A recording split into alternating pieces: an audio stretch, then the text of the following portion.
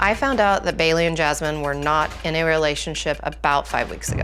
Jasmine contacted me through another family member and I spoke with her on the phone. Jasmine told me that Bailey would not leave her alone and that if we didn't get Bailey to stop contacting her, she was going to have her arrested. I told Jasmine to cut off all communication with her and to stop responding to her or texting her. And that's when Jasmine told me that she hasn't had any communication with her, that she doesn't call her on the phone, that she doesn't text her. I was shocked, and so I talked to Bailey about it, and she said, oh, she only contacted you because she cares about me. In her mind, Bailey can't separate fantasy and reality when it comes to this relationship with Jasmine.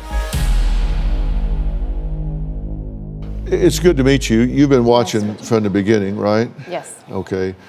What do you think about her conduct since she's been out here? She's been very manic.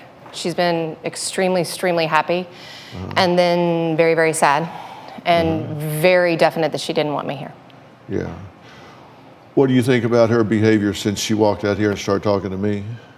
Because this is the first time I've met her, so Correct. You're giving me a baseline on her behavior. I think she had unrealistic expectations of today, and because it wasn't what she wanted to happen, she became very defensive. And so she tends to flip between the rational, normal Bailey to the very irrational, very expecting more than is humanly possible. Yeah. I'll tell you what I think, and the reason I shut this down, and I may talk to her yet today before we're finished, but it's going to be with hitting the reset button and starting this whole thing over. Right. But I think she came out here in a very snotty, entitled way, like, my mother's not supposed to be here. Well, are you kidding me? You don't dictate what I do from a clinical standpoint. There's not one chance in hell that I would talk with her without her responsible parent here.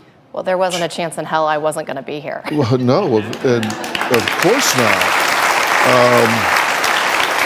I think that would be irresponsible on my part and yours. You and I Absolutely. are totally the same wavelength there. I mean, you and I need to work together to get this very talented, bright, creative young woman back on the right track. She had the expectation today that she was coming on stage and getting proposed to. Right. And if not, she was going to propose. Yes. And when I think she got here and Jasmine wasn't on stage, I think she just put up her defenses and the fact that she saw that I was here.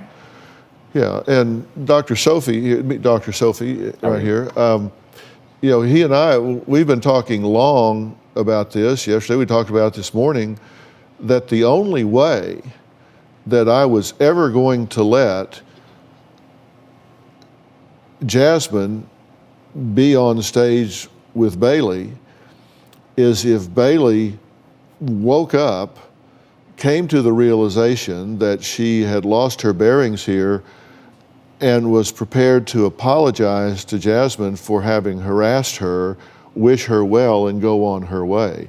That would be the only circumstance and situation that I would ever bring a stalker and the stalkee together at the same time.